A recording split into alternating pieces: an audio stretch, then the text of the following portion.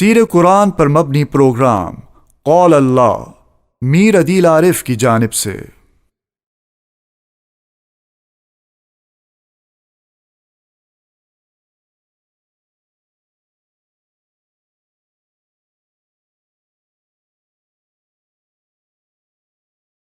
الحمد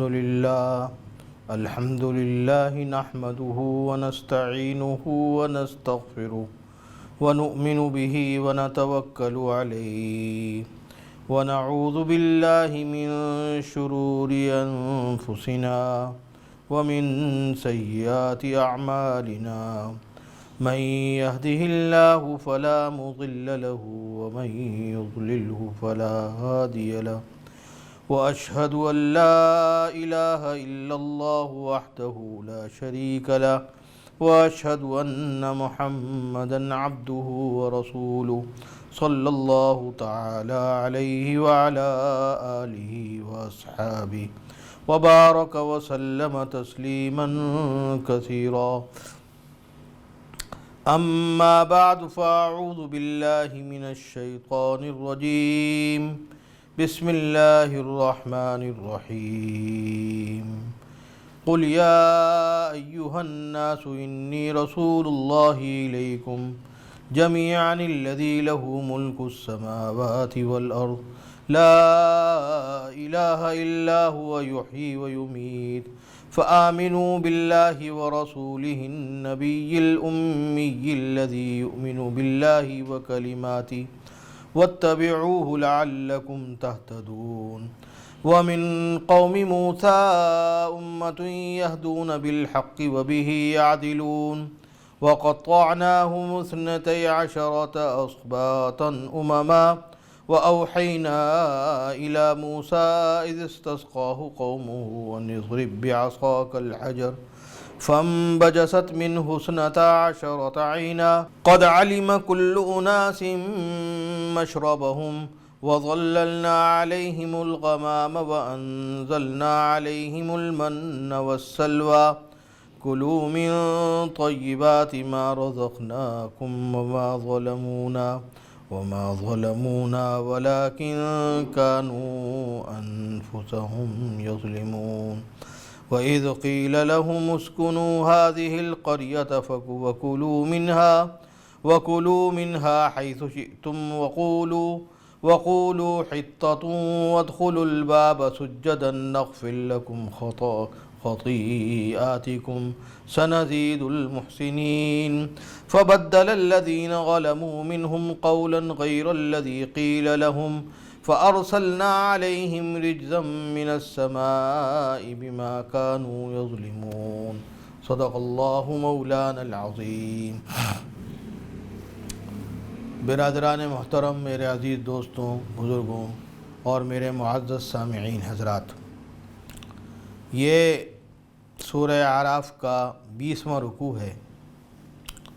اس سے پہلے 19 رکوع کی تفسیر آپ کے سامنے بیان کی جا چکی ہے. آج اس وقت 20ویں رکوع کی تفسیر آپ کے سامنے اور ترجمہ بیان کیا جا رہا ہے. اس صورت کے اندر، اس پوری صورت کے اندر جو بات پیش نظر رہی ہے اور زیادہ واضح طور پر بتائی گئی ہے، وہ حضرت موسیٰ علیہ السلام اور فرعون کا تفصیلی قصہ ہے. یوں تو سب کو معلوم ہے کہ حضرت موسیٰ علیہ السلام کو اللہ تبارک و تعالی نے فرعون کی جانب بھیجا تھا، اور فرعون مصر کے اندر ایک بادشاہ تھا، اور اس نے تکبر سے یہ دعویٰ کیا تھا کہ نعوذ باللہ میں ہی خدا ہوں اور مجھے ہی پوجا کرو اور میری عبادت کیا کرو. حضرت موسیٰ علیہ السلام کو اللہ تبارک و تعالی نے اس کی سرکوبی کے لیے اور اس کو سمجھانے کے لیے اور اس کو صحیح راستے پہ لانے کے لیے بھیجا. سارے واقعات تفصیل سے شروع سے اس صورت کے اندر بیان ہوئے ہیں. آج اس رکوع کے اندر جو واقعہ بیان کیا جا رہا ہے وہ یہ ہے کہ حضرت موسیٰ علیہ السلام کو اللہ تبارک و تعالی نے جب وہاں پہ بھیجا تو اور انہوں نے باتیں نہیں مانی، اور جب بات نہیں مانی تو جس کی بنیاد پر سارے مسائل کھڑے ہوئے تو پھر فرعون کو اللہ تبارک و تعالی نے غرق کر دیا، اور غرق کرنے کے بعد پھر حضرت موسیٰ علیہ السلام کو اللہ تعالی نے فرمایا کہ اب آپ ان یہودیوں کی اور جو اس وقت آپ کے سامنے بنی اسرائیل ہیں ان کی ہدایت کے لیے آپ کھڑے ہو جائیں۔ چنانچہ آپ نے کتاب طلب کی، اللہ تعالیٰ نے توریت عطا فرمائی، اور حضرت موسیٰ علیہ السلام نے ان کو تبلیغ و دعوت کا انجام دینا شروع کیا۔ لیکن ان کے اندر ایک بیماری یہ تھی کہ بات نہیں مانتے تھے۔ شروع میں یہ کہتے تھے کہ ہم بات مانیں گے، لیکن پھر اس کے بعد بات نہیں مانتے تھے، اور بیچ میں کسی نہ کسی طریقے سے کوئی ایسا کام کر دیا کرتے تھے کہ جس سے سارا کا سارا پچھلا کھیل بگڑ جایا کرتا تھا۔ تو یہ ان کی عادت تھی، اور یہ عادت آج سے چلی آ رہی ہے اور آج تک ہے۔ آپ جہاں پر بھی یہودیوں کو دیکھیں گے ان کے اندر یہ بات ہے کہ تھوڑے دن تک تو آپ کی بات مانیں گے اور آپ کو کے سامنے ظاہر یہ کریں گے کہ آپ سے بڑھ کے کوئی ان کے علاوہ کوئی تابع فرما بردار ہو ہی نہیں سکتا۔ لیکن جیسے ہی موقع ملے گا اپنی بات کو منوانے کا یا اپنی بات ظاہر کرنے کا، تو وہ جو اسلام سے دشمنی اور دین سے دشمنی اور ایمان کا دل کے اندر نہ رہنا، یہ ان کے مزاج میں ہے، جو اس مزاج کی وجہ سے کوئی نہ کوئی گڑبڑ کر دیتے۔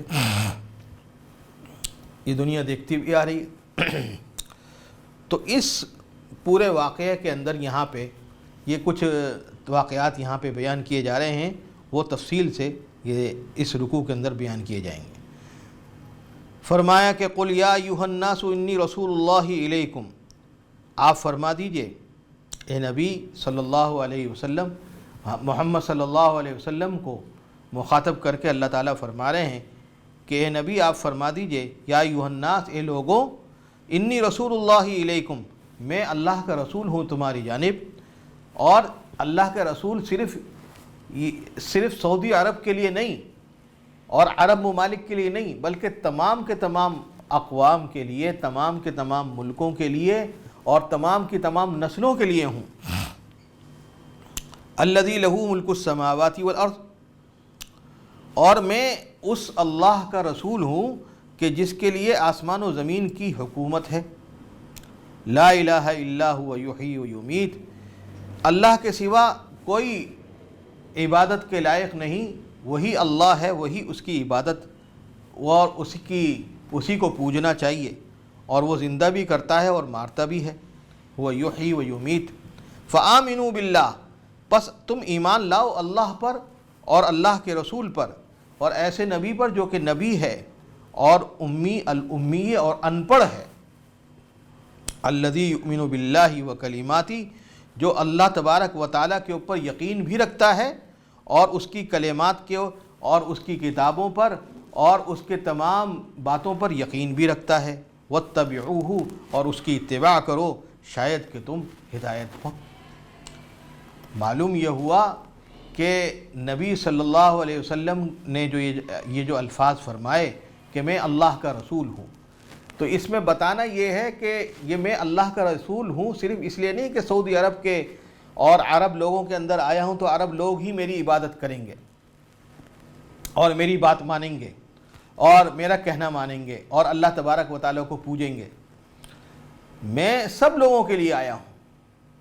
اس سے معلوم ہوتا ہے کہ آپ صلی اللہ علیہ وسلم خاتم النبیین ہیں۔ اگر آپ خاتم النبیین نہیں ہوتے تو یہ جمیع کا لفظ کیوں آتا؟ خود فرمایا اللہ تبارک و تعالیٰ نے کہ اے نبی آپ ان لوگوں کو فرما دیجئے کہ میں اللہ کا رسول ہوں، الیکم تمہاری طرف آیا ہوں، اور جمیع تمام لوگوں کے لیے نبی بن کر آیا ہوں۔ لہذا اب کسی کو یہ کہنا کہ کہ میں نبی ہوں اور میں کیا نام ہے بعد میں آیا ہوں اور آپ صلی اللہ علیہ وسلم کے بعد بھی نبی آ سکتا ہے، یہ سب غلط باتیں ہیں اور بیہودہ باتیں ہیں، ان کی کوئی دلیل نہیں اور ان کی کوئی حقانیت نہیں اور ان کی کوئی صداقت نہیں۔ جنہوں نے بھی یہ بات کہنے کی کوشش کی کہ نبی اکرم صلی اللہ علیہ وسلم خاتم النبیین نہیں ہیں، اللہ بچائے، سب کا حال برا ہوا۔ کوئی کسی طرح مارا گیا، کوئی کسی طرح مارا گیا، کسی کا حشر خراب ہوا۔ بات یہ ہے کہ نبی اکرم صلی اللہ علیہ وسلم اللہ کے محبوب بندے ہیں، ان کے بارے میں ذرہ برابر بھی کوئی غلط بات کہے گا، دنیا کے اندر بھی بھگتے گا، آخرت کے اندر بھی بھگتے گا۔ صرف یہی بات نہیں کہ آخرت کا اللہ تعالیٰ انتظار کریں گے، دنیا ہی کے اندر اس کو دکھا دیں گے۔ آج دنیا دیکھتی ہے جنہوں نے نبی اکرم صلی اللہ علیہ وسلم کے خاتم النبیین ہونے پر اعتراض کیا اور یہ کہا کہ آپ خاتم النبیین نہیں ہیں، معاذ اللہ، یہ الفاظ نکال دیے منہ سے، اللہ بچائے، تو اتنے خطرناک کلمات ہیں کہ دنیا کے اندر بھی ان کی رسوائی ہوئی اور آخرت کے اندر تو رسوائی حقیقی ہوگی۔ تو اس لیے رسول اللہ صلی اللہ علیہ وسلم نے فرمایا کہ اے لوگوں، آپ تمام لوگ یہ سمجھ لیں کہ میں اللہ کا رسول تمام لوگوں کے لیے بن کے آیا ہوں۔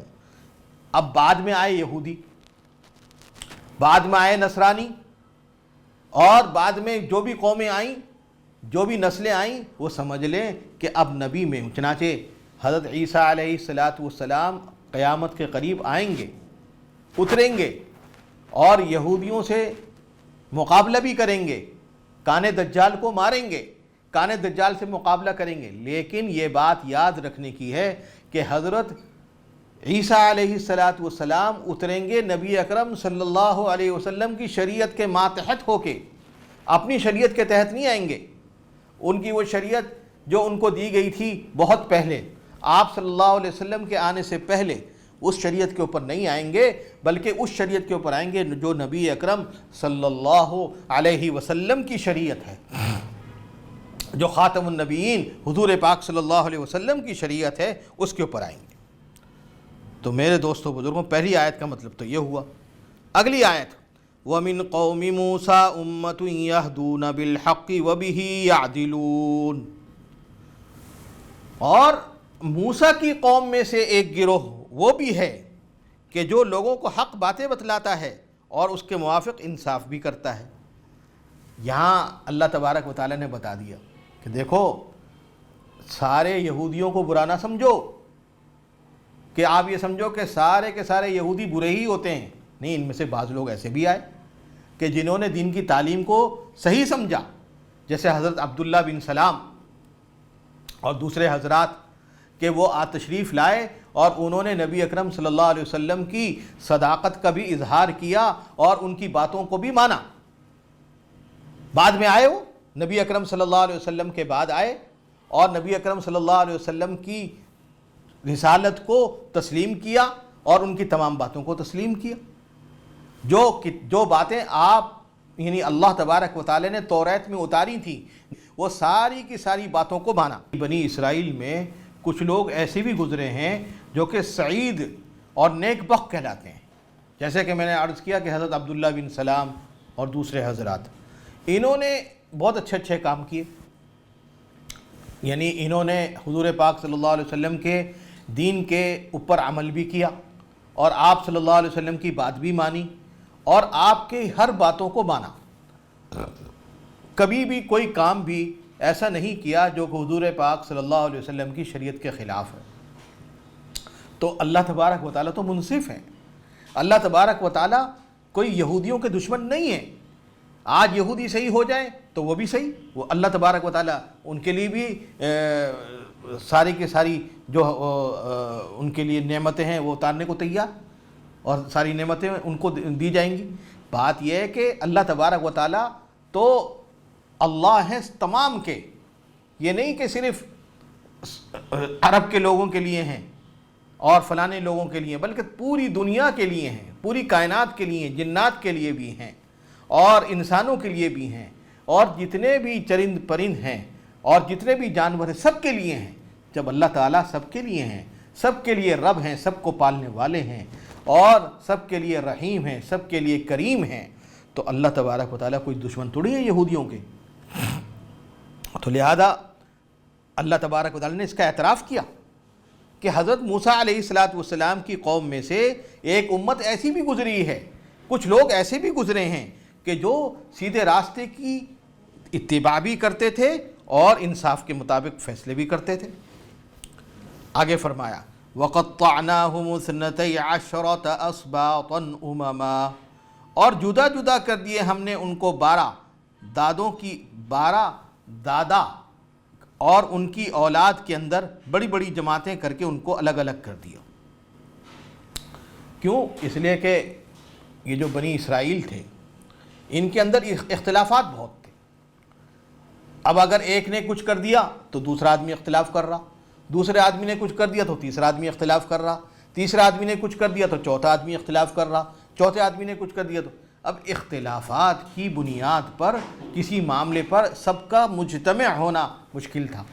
تو اللہ تبارک و تعالیٰ کی جانب سے ایک حکم یہ آیا کہ آپ ان کے 12 قبیلے کر دو اور 12 جماعتیں کر دو، اب ہر جماعت الگ الگ ہوگی۔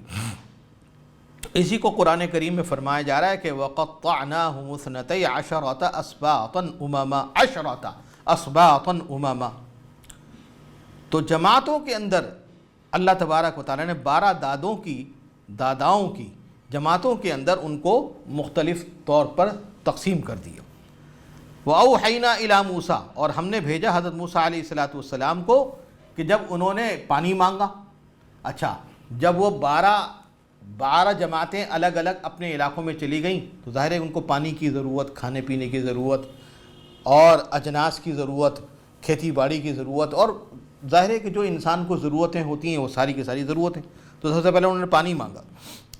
تو حضرت موسیٰ علیہ السلام کو اللہ تبارک و تعالیٰ نے حکم دیا کہ جب ان کی قوم پانی مانگ رہی تھی تو آپ نے حضرت موسیٰ علیہ السلام کو فرمایا کہ آپ ایسا کرو، آپ کے پاس لاٹھی ہے،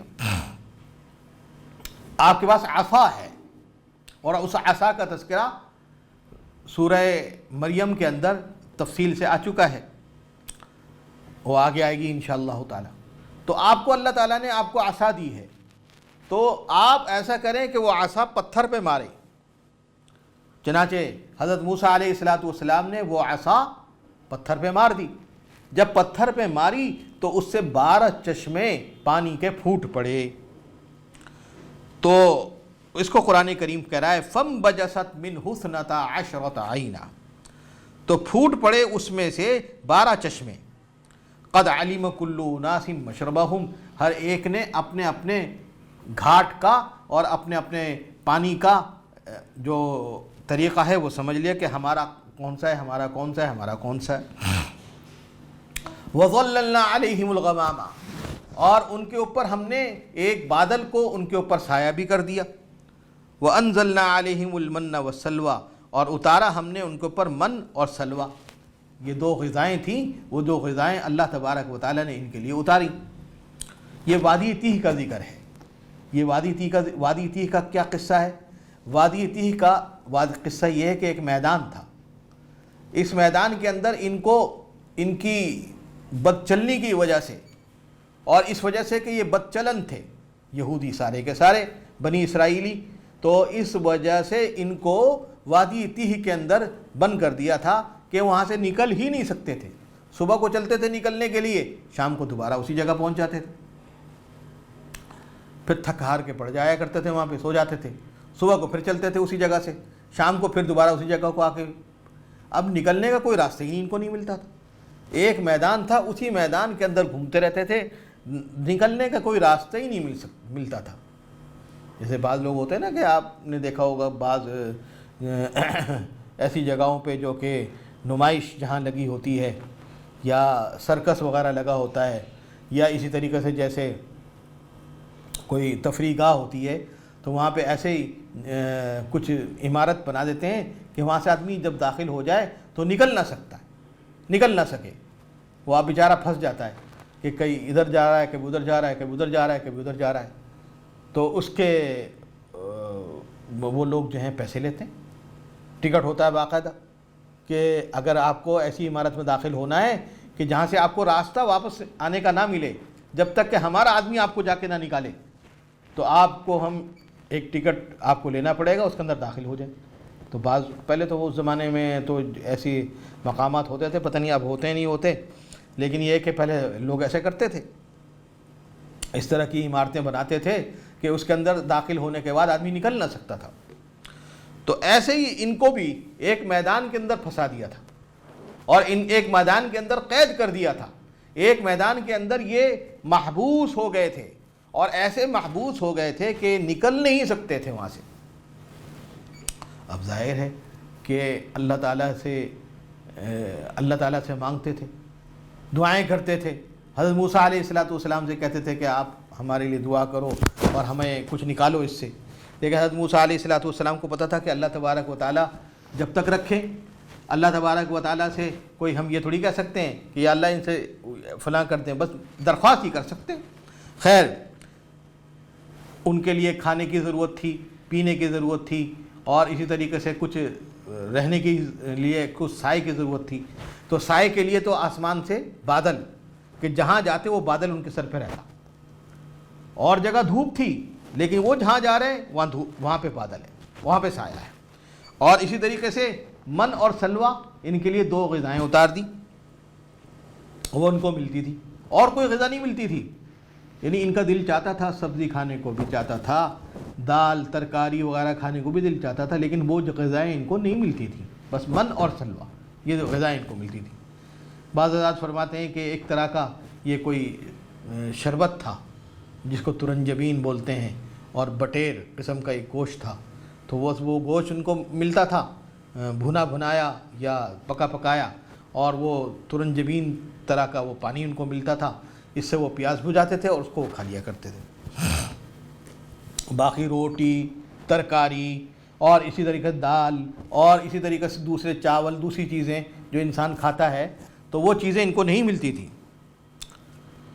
خیر، بہرحال آگے فرمایا کہ وَظَلَّلْنَا عَلَيْهِمُ الْغَمَامَ وَأَنزَلْنَا عَلَيْهِمُ الْمَنَّ وَالسَّلْوَىٰ كُلُوا مِن طَيِّبَاتِ مَا رَزَقْنَاكُمْ، کھاؤ صاف ستھری چیزیں جو روزی ہم نے تم کو دیں، وَمَا ظَلَمُونَا، اور انہوں نے ہمارا کچھ نہیں بگاڑا۔ انہوں نے، اب آپ کو یہ کہے کہ جناب علی انہوں نے اللہ تبارک و تعالیٰ کو بھی اتنا نقصان کیا ہوگا، نہیں، اللہ تعالیٰ کا کوئی نقصان نہیں ہوا۔ ان کو ایک علاقے میں کر دیا، وہاں سے بٹیریں اتاری، وہاں سے من و سلوہ اتارا وغیرہ وغیرہ، اس میں اللہ کا کوئی نقصان نہیں ہے۔ وَلَٰكِنْ كَانُوا أَنفُسَهُمْ يَظْلِمُونَ، لیکن وہ اپنے نفسوں پہ ظلم کرتے، اپنے نفسوں پہ ظلم یہ کہ ایک جگہ ہیں، نکل نہیں سکتے، محبوس ہیں، قید میں ہیں، جا نہیں سکتے۔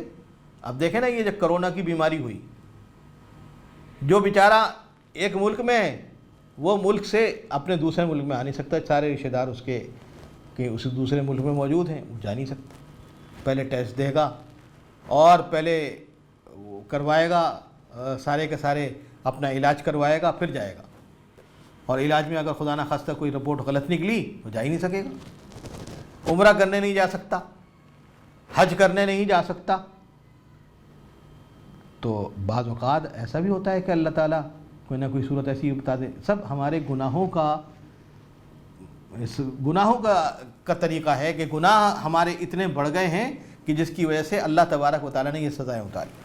تو انہوں نے بھی گناہ بہت کیے تھے، یہودیوں نے، بنی اسرائیلیوں نے، لہذا ان گناہوں کی وجہ سے ان کو یہ سزا ملی تھی کہ وادی تیہ کے اندر یہ محبوس اور مقید ہو گئے تھے۔ آگے فرمایا کہ وَإِذْ قِيلَ لَهُمُ اسْكُنُوا هَٰذِهِ الْقَرْيَةَ، اور جب یہ بہت روئے اور حضرت موسیٰ علیہ السلام سے انہوں نے درخواست کی کہ بھائی اب بہت ہو گیا، خدا کے لیے اللہ سے دعا کرو کہ اب ہمارا یہ عذاب ختم ہو جائے۔ ظاہر ہے اللہ تبارک و تعالیٰ اللہ ہے، اللہ جیسا کوئی رحیم، اللہ جیسا کوئی مشفق ہو ہی نہیں سکتا۔ اللہ تعالیٰ نے یہ بیماری بھی ان کی دور فرما دی، یہ تکلیف بھی ان کی دور فرما دی۔ تو فرمایا وَإِذْ قِيلَ لَهُمُ اسْكُنُوا، اور جب حکم ہوا کہ ان کو کہ چلے جاؤ شہر کے اندر، چلو بھائی چلو شہر کے اندر چلے جاؤ، تمہاری یہ سزا ختم، اب شہر کے اندر چلے جاؤ۔ وَكُلُوا، اب وہ سوال یہ بتاؤ تھا وہ شہر کون سا تھا؟ وہ تھا اریحہ، اس جگہ کا نام اریحہ تھا، بعض حضرات نے، اکثر حضرات نے یہی بتایا۔ تو اسے فرمایا کہ وَكُلُوا مِنْهَا حَيْثُ شِئْتُمْ، کھاؤ اس میں سے جو چاہو کھاؤ. ارے دلیا کھاؤ، دال کھاؤ، چاول کھاؤ، ترکاری کھاؤ، سبزی کھاؤ، جو دل چاہے کھاؤ. وَقُولُوا حِطَّةٌ، لیکن ایک بات ہے، بات یہ ہے کہ کہنا ہے تم کو حِطَّةٌ. حِطَّةٌ کے معنی کیا؟ اے اللہ ہم کو بخش دے، بس یہ کہنا ہے. ارے اور کوئی بات تھوڑی کہی اللہ نے، یہ کہی کہ اے اللہ ہم کو بخش دے. لیکن یہ یہودی ایسے یہ بھی نہیں کہتے تھے، اس کی جگہ دوسرے کلمات شروع کر دیے کہنے کے لیے. ارے کیا اللہ نے یہ تھوڑی کہا کہ تم چھلانگ لگاؤ پہاڑ سے، یا تم دریا کے اندر چھلانگ لگاؤ، یا یہ کہ آگ کے اندر چھلانگ لگاؤ. ارے یہ کچھ تھوڑی کہا، اللہ نے تو صرف یہ کہا کہ ارے بھائی جب داخل ہو تو یہ کہتے ہوئے جانا اے اللہ ہم کو بخش دے. ارے جتنے بھی گناہ کر لو، جتنے بھی گناہ کر لو، ایک مرتبہ یہ کہہ دو یا اللہ ہم کو بخش دے، ہم کو معاف فرما دے، ہم کو بخش دے، ہم کو معاف فرما دے. اللہ تعالیٰ خوش ہو جائیں گے. اللہ تعالیٰ تو اسی بات سے خوش ہو جائیں گے کہ میرے بندے نے یہ کہہ دیا.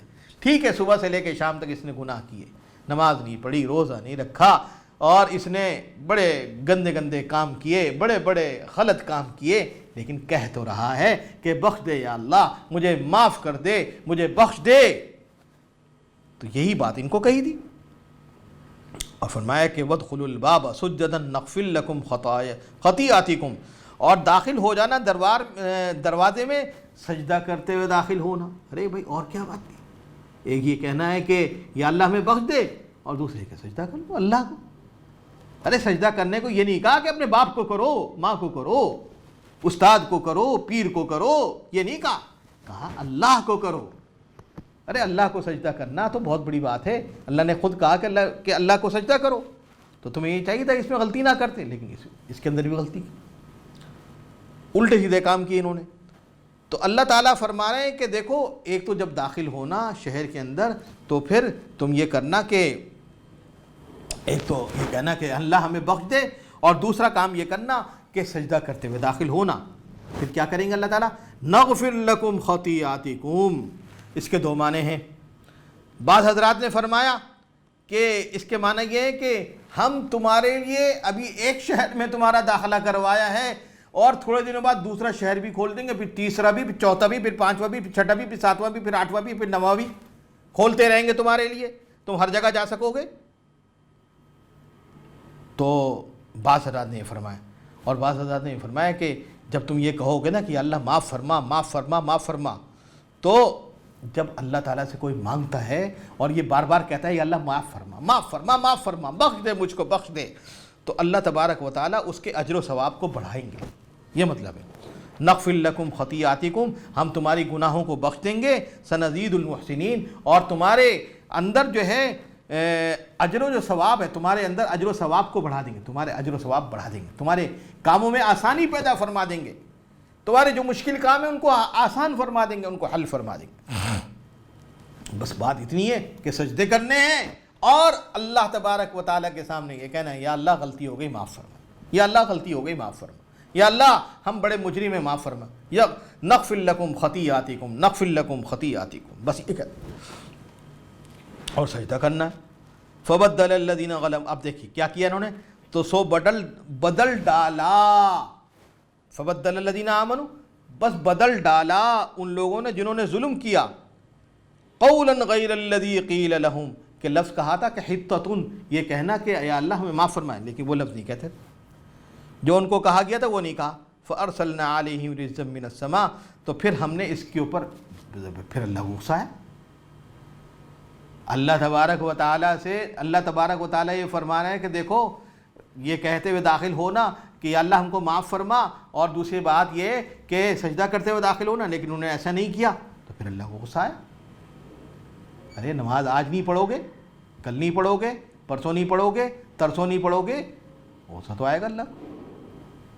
بھائی ایک دن نہیں پڑھی تو دوسرے دن تو پڑھو کم از کم، اور معافی مانگو اللہ سے، یا اللہ غلطی ہو رہی معاف فرما، صلاۃ توبہ پڑھ لو، یا اللہ اب نہیں کروں گا میں، پھر لگ جاؤ کام میں.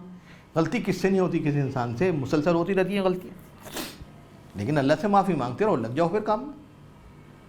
لیکن یہ نہیں کہ روزانہ نماز ہی نہیں پڑھ رہے، روزانہ نماز سے بے برکتی، نماز پڑھی نہیں رہے، نہ صبح کی نماز، نہ شام کی نماز، نہ رات کی نماز، نہ دوپہر کی نماز پڑھ ہی نہیں رہے، تو پھر کیا ہوگا؟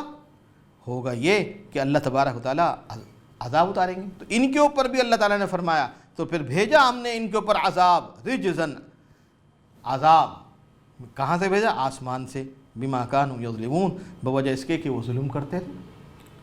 تو بھائی یہ تو اللہ تعالیٰ کا بڑا کرم ہے، شکر ہے، اتنے ہم لوگ گناہ کرتے ہیں، اللہ تعالیٰ جیسے ان لوگوں پہ عذاب ہے ایسا کوئی عذاب ہمارے پہ اتارتے نہیں۔ یہ سرکار محمد صلی اللہ علیہ وسلم، سرکار محمد صلی اللہ علیہ وسلم کا عطیہ ہے ہمارے اوپر، ان کی دعائیں ہیں ہمارے اوپر کہ ان کی دعاؤں کی وجہ سے اور ان کی توجہ کی وجہ سے اور ان کی امت میں ہونے کی وجہ سے اللہ تبارک و تعالیٰ مکمل عذاب نہیں اتارتے۔ تو اللہ تعالیٰ کا بڑا کرم ہے، شکر ہے، ورنہ تو ہم لوگ بڑے گناہ کرتے ہیں۔